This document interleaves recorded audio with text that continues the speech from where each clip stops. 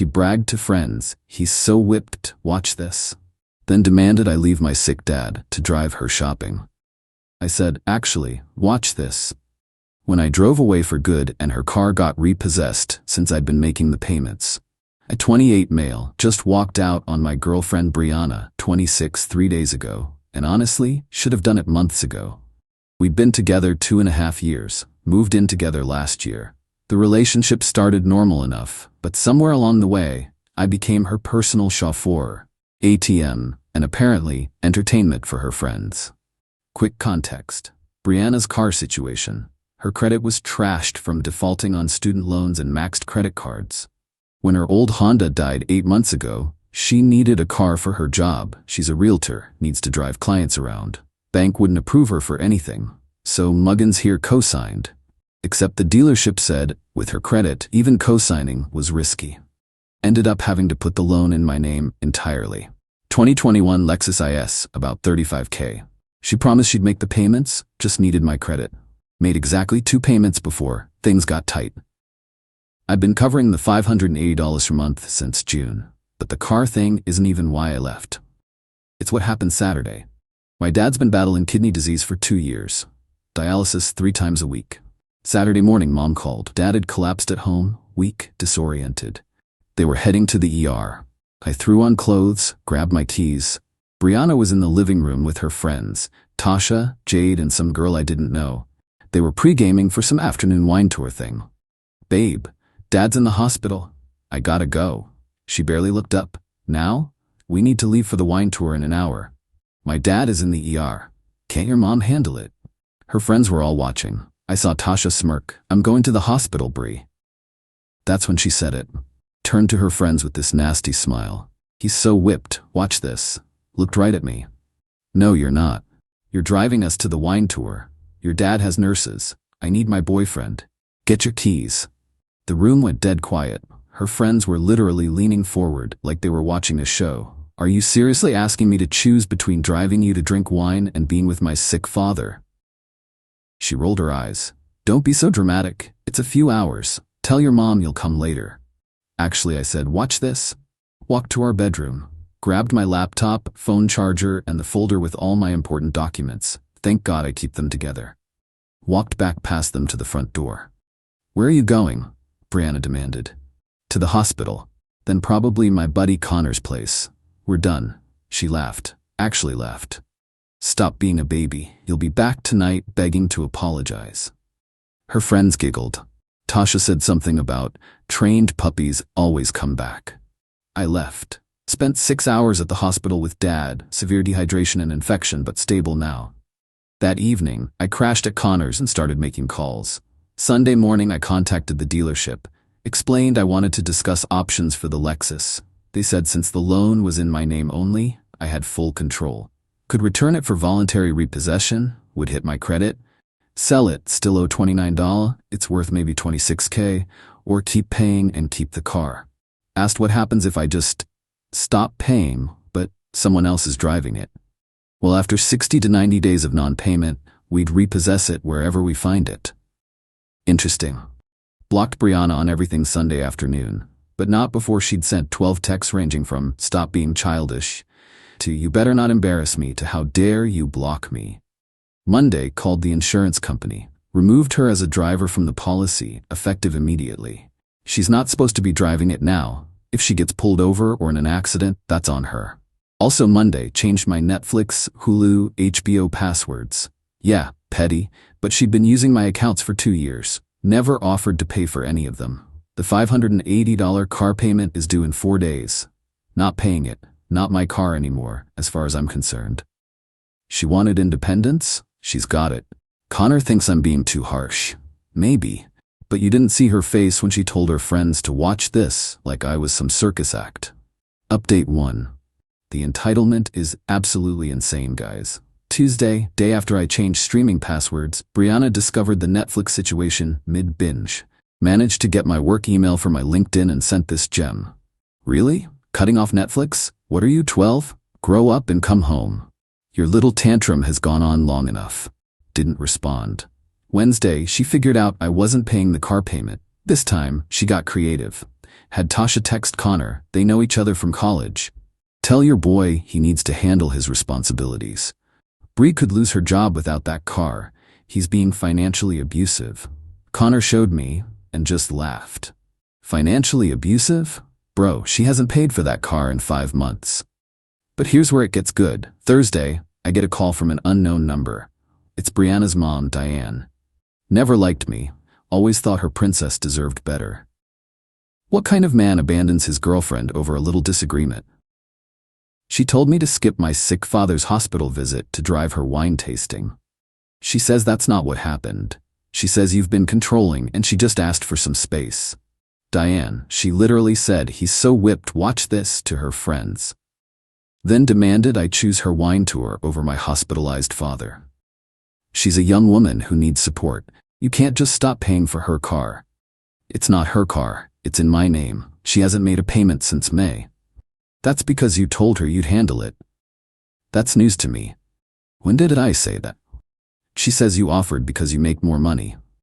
I make $52 a year. She makes at least $70 with commissions. She drives a Lexus she can't pay for while I drive a 2015 Civic. Diane hung up. Friday morning, 8 a.m., Brianna shows up at Connor's apartment. Connor's at work, I'm working from home. She's banging on the door. I know you're in there. We need to talk. I didn't answer. She kept going. You're being ridiculous. It's been a week. Your dad is fine now, isn't he? This is cruel. Watch through the peephole as she had a whole conversation with the door. I'll tell everyone what you're really like, how you abandoned me, how you're trying to ruin my career.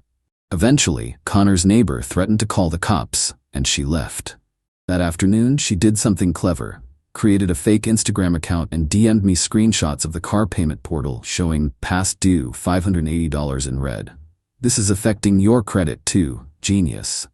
She's right, it will. But here's the thing, my credit's decent, not great. High 600s. I can take the hit. Hers is already sub 500. She literally cannot get approved for a gas station credit card. Saturday, yesterday, the real panic set in. She got the first official notice from the lender. Payment is now 10 days overdue. Late fee applied. Next notice will be at 30 days. She called Connor's apartment landline, didn't know those still existed, but his grandma insists on it. Connor answered, put it on speaker. Tell him he's destroying my life. I have showings all week. How am I supposed to work? Uber exists. The bus exists. Bikes exist. I can't show up to sell houses in an Uber. Should have thought about that before you humiliated him in front of your friends. It was a joke. He's so sensitive. Real men don't abandon their girlfriends over jokes. Real girlfriends don't treat their boyfriends like trained pets. She hung up. The best part? Found out through mutual friends that she's been telling everyone I went crazy and abandoned her out of nowhere. Because I'm having a midlife crisis at 28. Not a word about the sick dad situation, not a word about watch this. But Jade was there, and apparently Jade has a conscience, because she told her boyfriend what really happened. Words spreading. Dad's doing better, by the way, might get to go home Tuesday. When I told him what happened, he said, son, I'm sick, not dead. I heard how she talked to you at Christmas. Good riddance. Mom added, we never liked her anyway. Parents, they always know. Update 2. This woman's entitlement has reached stratospheric levels, so the car payment is now 21 days overdue. She's gotten the official 30-day warning letter. Here's what she's tried. First, she called the lender pretending to be me. Tried to make a payment over the phone. They asked for the account security PIN. She didn't know it. Then tried to say she was my authorized representative. They asked for documentation. She hung up. Then she tried to refinance the car into her name. 3 dealerships, 2 banks, and a credit union all denied her instantly.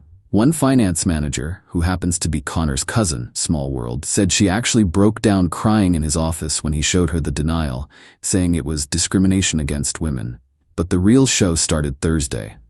I get a call from my mom. Brianna showed up at my parents' house while my dad is still recovering. Mom said she answered the door to find Brianna in full realtor gear. Suit, heels, the works, holding a manila folder. Mrs. Last name, I need to speak with you about your son's financial obligations. Mom's no pushover. He doesn't have any obligations to you. Brianna pulled out printed screenshots of the car loan docs, highlighting my name. This is a legal contract. He's destroying my livelihood and his credit. As his mother, you need to talk sense into him. Dad, from his recliner in the living room, called out, "The only thing that needs sense talked into it is your entitled ass thinking my sick presence wasn't important enough for my son's attention." Brianna tried to push past Mom. "Sir, if you understood the situation," Mom blocked her. "You told my son to skip his father's emergency for a wine tour. Leave, now." "I'll sue him. I'll sue all of you. Emotional distress, financial damages, breach of verbal contract." "Dad, please do. I'd love to see you explain to a judge how you're entitled to a car you don't pay for."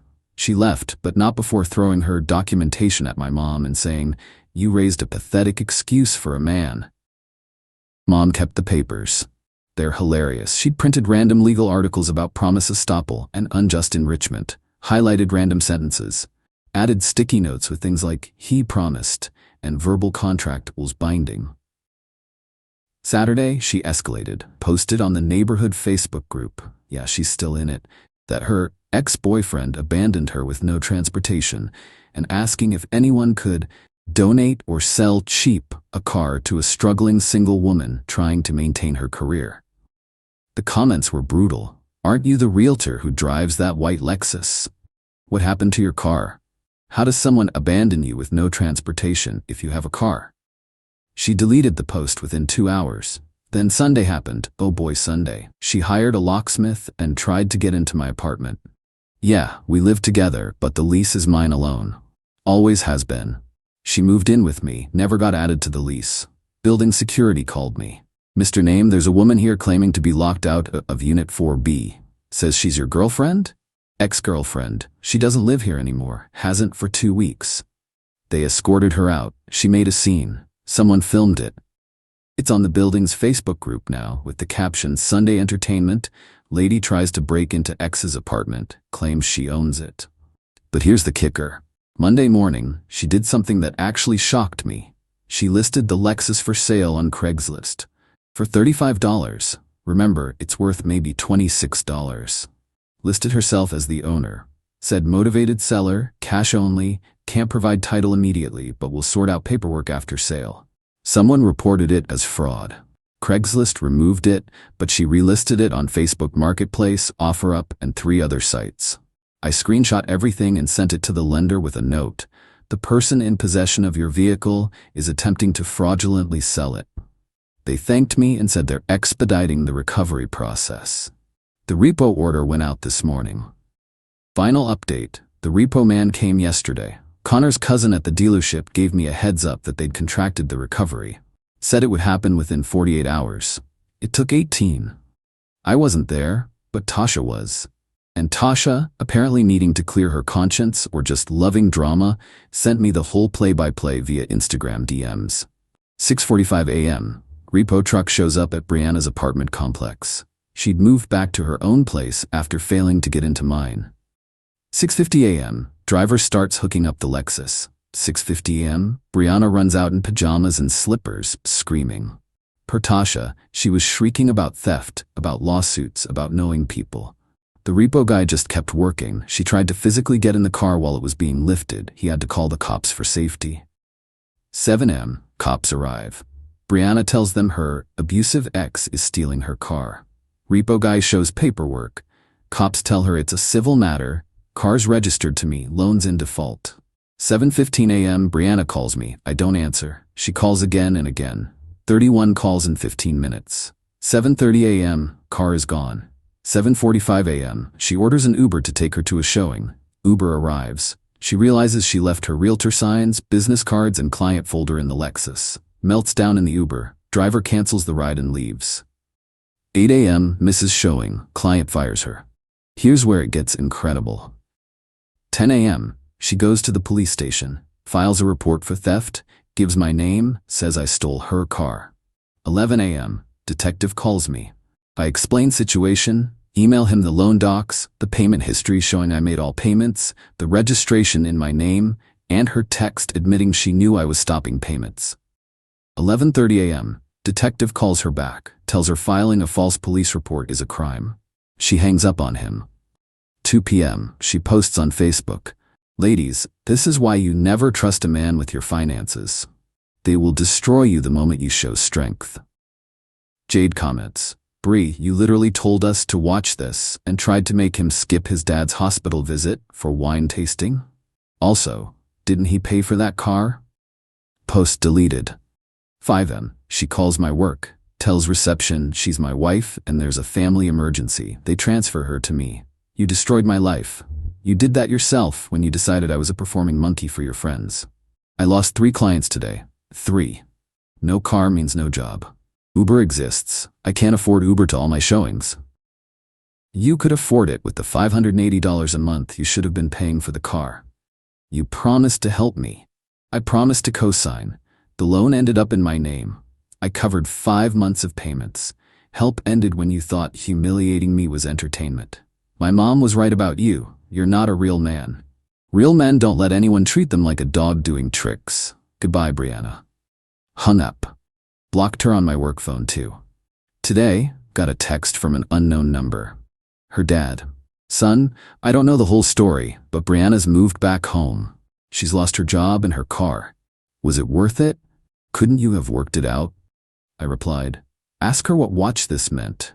Then ask yourself if you'd stay with someone who treated your child that way." He didn't reply. Connor and I are getting our own place next month. 2-bedroom apartment, both our names on the lease, already approved. My credit took a 40-point hit from the repo, but still good enough for the apartment. Brianna? Last I heard through the grapevine, she's working at her mom's friend's boutique. Part-time. Minimum wage plus commission. She went from making $70K plus driving a Lexus to making maybe $20K or taking the bus. All because she wanted to show off how whipped I was. The thing is, I would have probably kept paying for the car if she'd just been decent. If she'd said, "Hey, I know your dad's sick. Go be with him. We'll do wine another time." I'm an idiot like that. Would have kept being her safety net. But she had to perform. Had to show her girls how controlled she had me. Turns out I wasn't whipped, just stupid. Not anymore. Dad's home now, by the way. Doing physical therapy, getting stronger every day, made me promise to bring any future girlfriend by for parental inspection before getting serious. "And son," he said last night over dinner, "if she ever makes you choose between her and family, run. Don't walk, run." Already learned that lesson, Dad. Good. Pass the potatoes. Life's simpler now, quieter. My bank account's healthier without the car payment and all her emergencies. And I can visit my parents whenever I want without someone sighing dramatically about family code pendants. Brianna texted one last time yesterday from what must be her mom's phone. "I hope you're happy." I am, actually. Genuinely, truly happy. Funny how that